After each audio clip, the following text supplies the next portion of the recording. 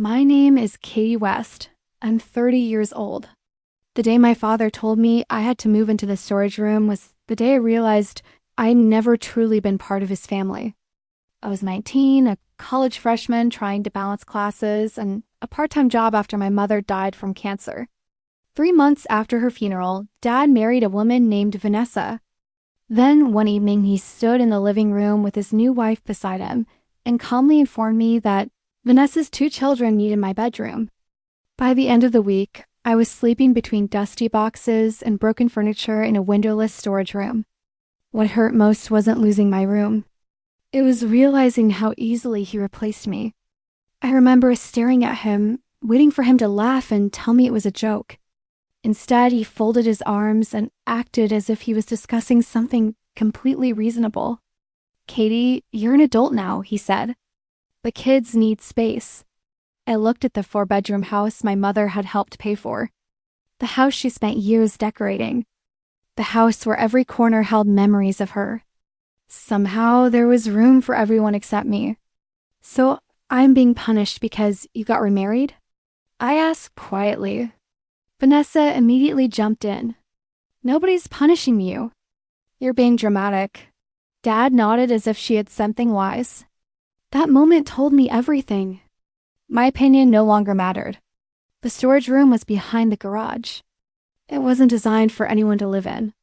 There was no proper heating, no air conditioning, just concrete floors and metal shelves stacked with old junk. I pushed boxes aside and squeezed a narrow mattress into one corner. That night, I lay awake staring at the ceiling. Every sound from the main house felt like a reminder that I no longer belonged there. I could hear laughter through the walls. Vanessa's children were watching movies in what used to be my bedroom. Meanwhile, I sat beside old paint cans and Christmas decorations. I cried quietly so nobody would hear. College became my escape. I spent as many hours as possible on campus because going home felt unbearable. My friends noticed the exhaustion in my eyes. One afternoon, my best friend Sarah asked, "Katie, are you okay?" I almost lied. Instead, I told her everything. Her face turned pale. "Your dad did what?" I laughed bitterly. Apparently, storage rooms build character. Sarah offered me her couch more than once. Pride kept me from accepting. Part of me still believed my father would eventually realize how cruel he was being. I was wrong. Things became worse. Vanessa began treating me like unpaid help. She'd leave notes telling me to clean the kitchen, pick up groceries, or watch her children while she went shopping. Whenever I objected, Dad accused me of being selfish. "She's your family now," he would say family. The word sounded almost funny. Because family wasn't supposed to make you feel invisible. Family wasn't supposed to erase you. That weekend, I visited my mother's grave. I sat beside the headstone for nearly 2 hours. "I don't know what to do anymore, Mom," I whispered. The wind moved gently through the trees. For a moment, I imagined her sitting beside me like she used to, brushing my hair behind my ear and telling me everything would work out. Instead, there was only silence. I left flowers and drove back to the house that no longer felt like home. When I returned, Vanessa's children were having a birthday party. My father hadn't even told me. The living room was filled with decorations. Music played through the speakers. Nobody noticed when I walked in. Nobody cared. That night, I made a promise to myself. I would finish college. I would build my own life. And someday, I would never depend on my father again. At the time, I thought survival was my biggest challenge. I had no idea my mother had already set something in motion years earlier. Something hidden. Something powerful. Something that would completely destroy the future my father thought he had built. And everything would begin with a letter nobody knew existed. Before we get into what happened next, take a moment to like the video, subscribe, and comment where you're watching from. Stories like this remind us that sometimes the people who hurt us most are the people we trust the most. Over the next 2 years, life inside that house became a lesson in endurance. I worked part-time, attended college, and spent as little time at home as possible. The storage room remained my bedroom while Vanessa, slowly transformed the rest of the house into something that no longer resembled the place my mother had built. Family photos featuring Mom disappeared from the walls one by one. Whenever I noticed another picture missing, it felt like someone was erasing pieces of her existence. Dad never objected. In fact, he often acted as though my mother had never been part of our lives at all. The deeper Vanessa settled into the house, the more confident she became. She treated every room as if she had owned it forever and often reminded me that I was lucky to have a roof over my head. Whenever guests visited, she conveniently avoided mentioning that I lived in a storage room. To outsiders, we looked like a happy blended family.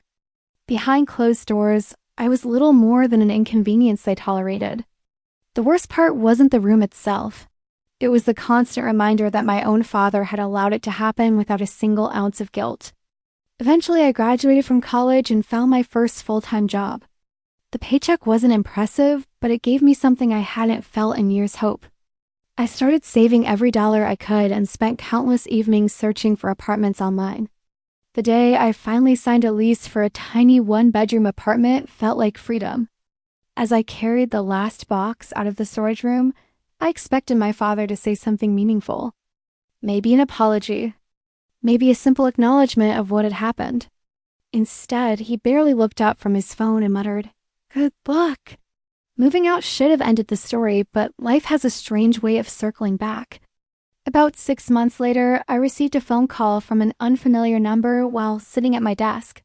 The voice on the other end belonged to a lawyer named Mr. Harrison. At first, I assumed he had called the wrong person. Then he asked a question that instantly made my heart race. "Miss West, did your mother ever mention a sealed letter that was to be delivered to you on your 30th birthday?" The room suddenly felt very small. For several seconds, I couldn't speak. My mother had been gone for more than a decade. The idea that she had planned something so far into the future seemed impossible.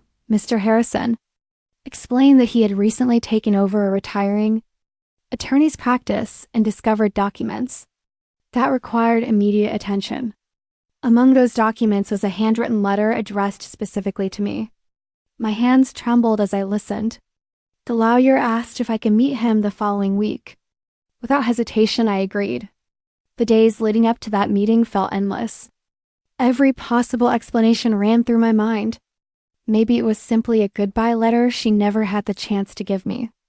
Maybe it contained family memories she wanted me to have. Whatever it was, I knew it mattered. My mother had always been thoughtful and deliberate. If she arranged for a letter to reach me 11 years after her death, she had a reason. Deep down, I sensed that the answers I had spent years searching for were finally within reach. When the day arrived, I sat across from Mr. Harrison in a quiet office and watched him place a sealed envelope on the desk. My mother's handwriting covered the front. The sight alone nearly broke me.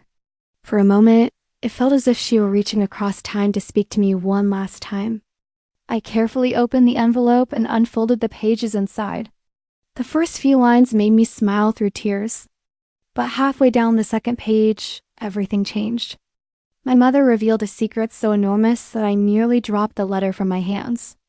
Before we uncover what was inside that letter, don't forget to like the video, subscribe, and comment where you're watching from.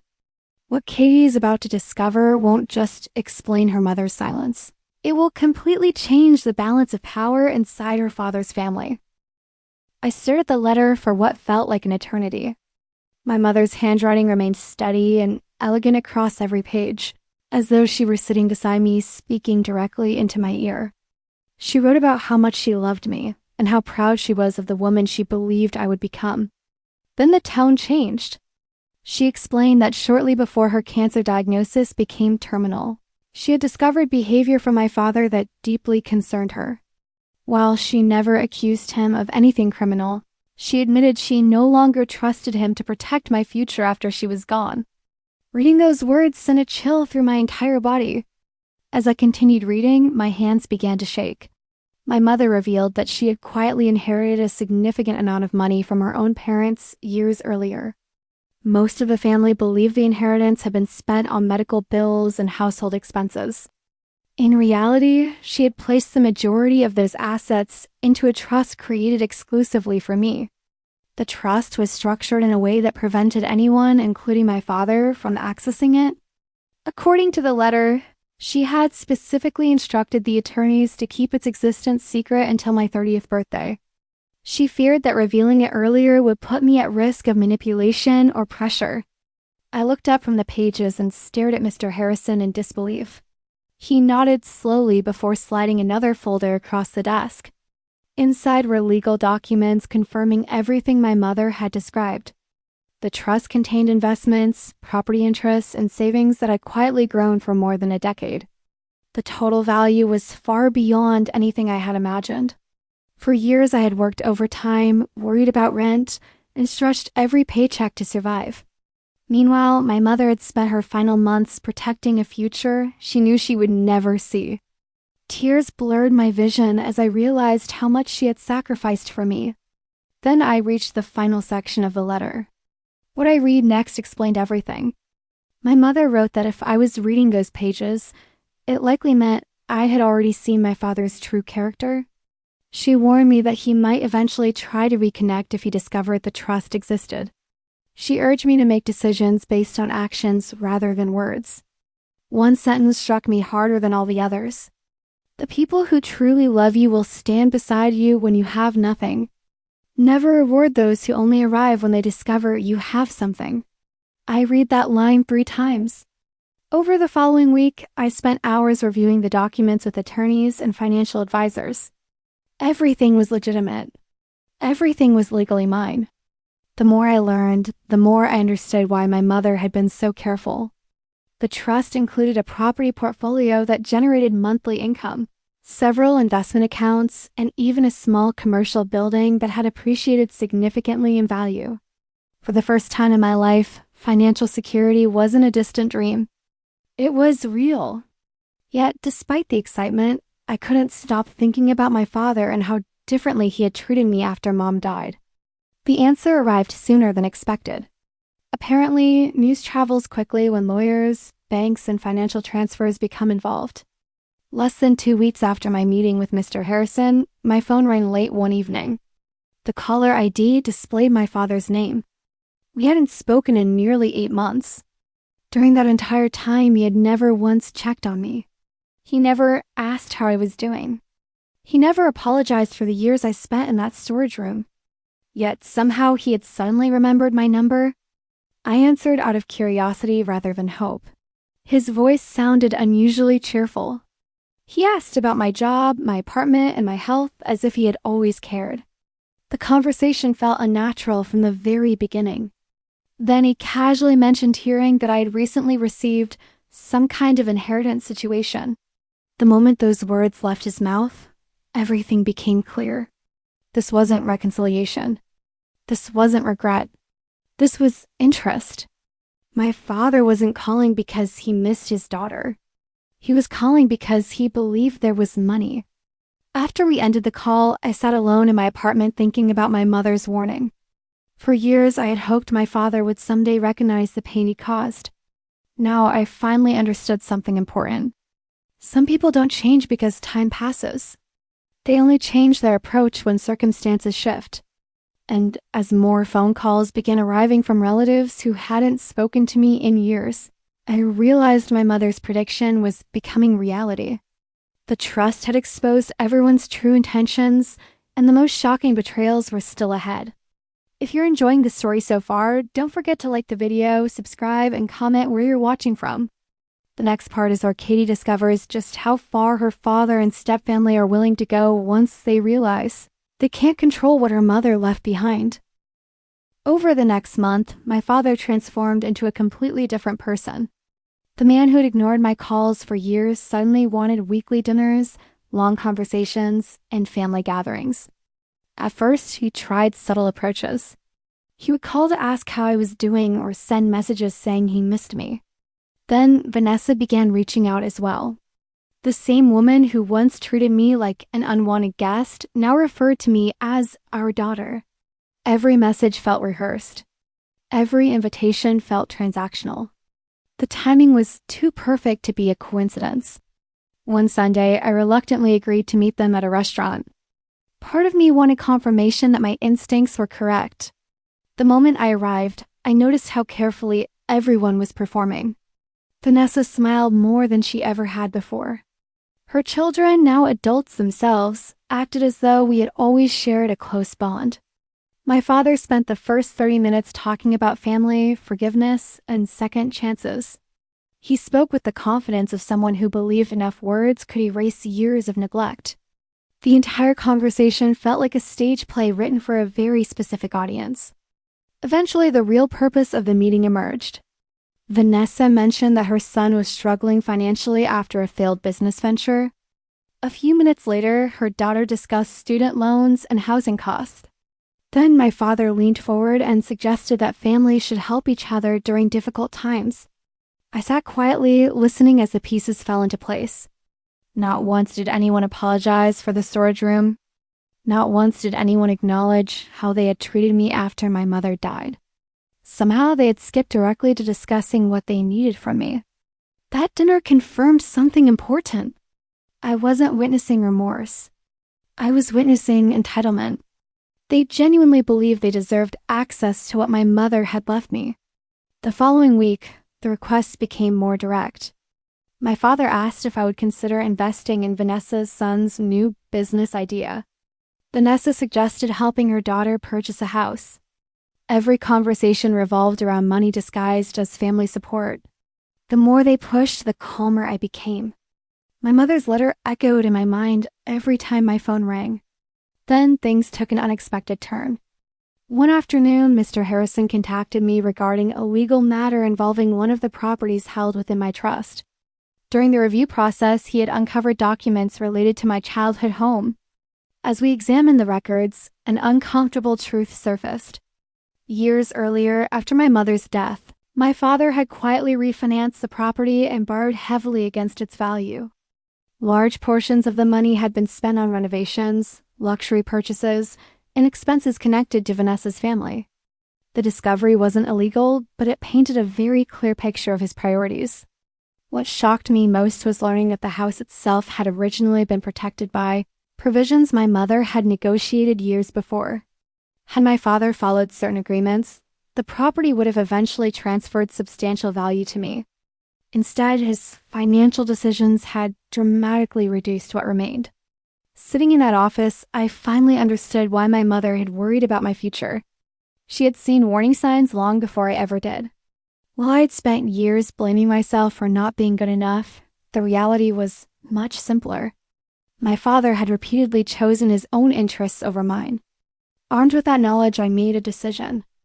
I stopped arguing. I stopped defending myself. I stopped hoping for accountability. Instead, I instructed my attorneys to handle every future communication involving financial matters. If anyone wanted something connected to the trust, they would receive a formal response through legal channels. It wasn't revenge. It was protection. The moment those boundaries went into place, the warm messages and friendly invitations began disappearing. The masks were slipping faster than I expected. A few weeks later, my father called in a rage after receiving a letter from my attorney's office. For the first time, he wasn't pretending anymore. He accused me of being selfish, ungrateful, and cold-hearted. As I listened to him shout, I realized something almost amusing. The man who had forced his daughter into his storage room was now angry because she refused to finance his new family's lifestyle. The irony was impossible to ignore. And what he didn't realize was that my quiet response had already set something much bigger into motion. Before we reach the final confrontation, make sure to like the video, subscribe, and comment where you're watching from. The next part contains the letter, the legal move, and the quiet revenge that leaves Katie's father completely speechless. A few days after my father's angry phone call, I received one final message from him. This time, he wasn't asking for money directly. Instead, he invited me to a family meeting at the house where I grew up. The invitation claimed he wanted peace and closure. Under normal circumstances, I would have ignored it. But something told me this would be the last chapter of a story that had been unfolding since my mother's death. So I agreed to attend. Not because I needed answers anymore, But because I was finally ready to stop carrying questions, walking through the front door felt strangely familiar and completely foreign at the same time. The furniture had changed. The walls looked different. Even the atmosphere felt colder than I remembered. My father, Vanessa, and her children were already waiting in the living room. For a brief moment, nobody spoke. Then my father launched into a speech about family loyalty and how wealth should be shared among loved ones. Listening to him felt surreal. He spoke about unity while completely ignoring years of division that he himself had created. Eventually, he stopped talking and got to the point. He presented what he called a reasonable proposal. He wanted me to provide financial assistance to Vanessa's children and help pay off several family debts. In exchange, he promised we could start over. The offer was so absurd that I almost laughed. Start over? As though childhood humiliation, abandonment, and years in a storage room could simply be erased with a handshake. I looked around the room and realized none of them seemed embarrassed by the request. They genuinely expected me to agree. Instead of arguing, I calmly removed a folder from my bag. My father looked confused as I slid several documents across the coffee table. They included records related to the refinancing decisions, property transactions, and financial choices that had steadily depleted assets connected to the family home. There were also copies of my mother's letter and legal summaries prepared by my attorneys. Nobody said a word as they flipped through the pages. The confidence slowly disappeared from their faces. For the first time all afternoon, they weren't in control of the conversation. Then I explained the decision I had already made. Using income generated from the trust, I had purchased a beautiful property in another state and transferred my life there permanently. I had also established legal protections, ensuring that all future communication regarding money, property, or inheritance would be handled exclusively through attorneys. There would be no negotiations, no loans, no investments, no family arrangements. Most importantly, there would be no access to anything my mother had spent years protecting for me. The decision was final long before I walked into that house. My father stared at me in stunned silence. Vanessa looked as though she couldn't believe what she was hearing. Her son attempted to argue that family deserves second chances. That's when I quietly asked a simple question. When I lived in the storage room, how many second chances did any of you give me? The room immediately fell silent. Nobody answered because nobody could. The truth was sitting there between us, impossible to ignore. They wanted forgiveness without accountability. They wanted rewards without responsibility. As I stood to leave, I handed my father one final envelope. Inside was a copy of the last page of my mother's letter, the page containing the sentence that had changed everything for me. He read it slowly while I waited near the door. Never reward those who only arrive when they discover you have something. When he finished, his hands trembled slightly. For the first time in my life, I saw genuine regret in his eyes. But regret arriving 20 years too late wasn't enough to rebuild what had been destroyed. I walked out of the house without raising my voice, without insulting anyone, and without creating a scene. That was the revenge. Not humiliation. Not anger. Not destruction. The revenge was building a life so strong that the people who underestimated me could no longer influence it. The revenge was refusing to become bitter. The revenge was protecting what my mother left behind and honoring the faith she placed in me. While they remained trapped in the consequences of their choices, I was finally free. Several months later, I received a short letter from my father. It wasn't a request for money. It wasn't an excuse. It was the first real apology he had ever written. I read it carefully and placed it in a drawer. Then I went back to my life. Some people expect revenge stories to end with dramatic victories and public humiliation. Mine ended differently. The greatest victory wasn't watching them lose. It was realizing they no longer had the power to make me feel small. The girl who once cried herself to sleep in a storage room was gone. In her place stood a woman who finally understood her worth. And every time I think about my mother, I remember that she saw my future long before I could see it myself. Her final gift wasn't the trust, the investments, or the inheritance. Her final gift was the lesson hidden inside that letter. Never measure your value by the way others treat you. Sometimes the people who fail to appreciate you are simply revealing their own limitations. The moment I learned that lesson, everything changed.